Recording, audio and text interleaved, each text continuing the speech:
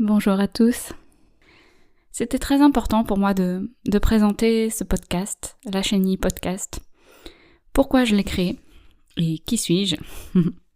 Donc je m'appelle Juliette, j'ai 36 ans et en 2026, au moment où j'enregistre ces podcasts, je suis maman d'un petit garçon qui a quelques mois. Et j'ai découvert l'hygiène naturelle infantile quand j'ai préparé la naissance de mon bébé. Donc je m'intéressais déjà à beaucoup de sujets en lien avec le maternage proximal, l'accouchement physiologique, le cododo, le portage. C'est comme ça que je suis tombée sur le sujet de l'hygiène naturelle infantile.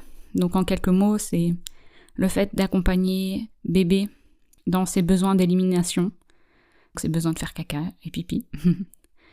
On pense que bébé a besoin de couches et qu'un jour on peut s'en passer, on peut lui enlever les couches et lui proposer d'aller au pot. Mais en fait, un bébé, dès la naissance, communique sur ses besoins d'élimination. Il nous le dit en fait, qu'il veut faire pipi ou caca. Sauf que si on l'écoute pas, il va perdre cette faculté innée. Ce qui est bien dommage. Dans la plupart des pays du monde, cette pratique est bien connue, et elle est tellement connue qu'il n'y a même pas de nom dessus. On le fait naturellement. En France, semble-t-il qu'on a tout oublié. Connaissez-vous beaucoup de bébés autour de vous qui ne portent pas de couche dès la naissance? Eh bien non, tous les bébés portent des couches. Est-ce que vous connaissez des bébés qui communiquent sur leurs besoins d'élimination? C'est hyper rare en fait. Quand mon bébé est né, dès la naissance, dès ses premières heures de vie, je lui ai proposé d'aller sur le pot. Et je l'ai écouté dans ses besoins d'élimination. Puis j'ai pratiqué l'hygiène naturelle infantile, tout simplement. Et je me suis pris une grosse claque dans la figure, parce que je me suis rendu compte à quel point c'était important de pratiquer, que c'était important pour le bébé, que c'était important pour le lien que j'avais avec mon bébé, que c'était important pour le couple, que c'était important pour la tribu. Et je me suis pris cette grosse claque dans la figure parce que je me suis dit que la majorité des bébés en France ne sont pas écoutés dans leurs besoins d'élimination. Et je me suis dit, mais c'est la cata. C'est la catastrophe, c'est tellement dommage. Et j'ai voulu mettre mes compétences au service de cette pratique. Parce que moi, je suis quelqu'un qui adore transmettre. Je suis fille de prof. J'ai toujours voulu être prof, mais je me suis promis de ne jamais passer les concours pour être prof dans l'enseignement public, parce que je savais que ça allait me détruire, parce que les conditions de travail sont vraiment pas alignées à mes valeurs. Tout simplement.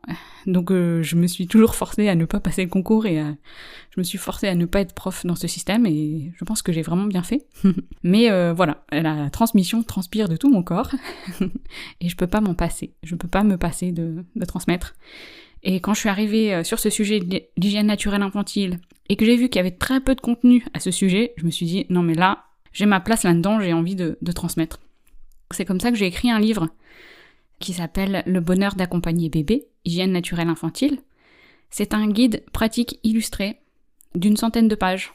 Donc c'est pas trop long, c'est pas trop lourd à lire et c'est vraiment pratique. Donc en gros, votre bébé arrive, comment mettre en place l'hygiène naturelle infantile? Ce livre vous donne des clés. Des clés faciles à mettre en place dans votre quotidien.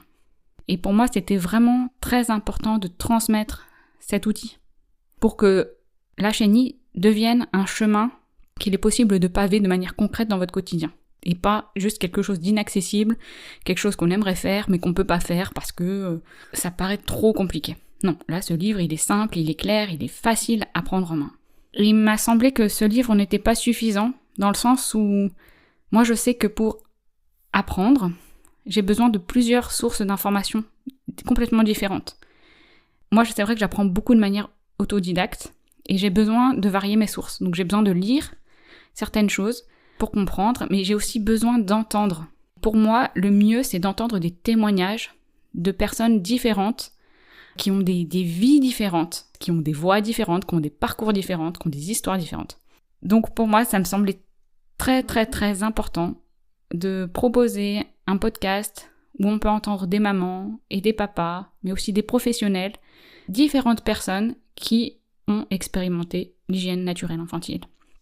Et c'est ce que je propose dans cette série de podcasts. C'est aussi simple que ça, mais c'est aussi important que ça. Voilà.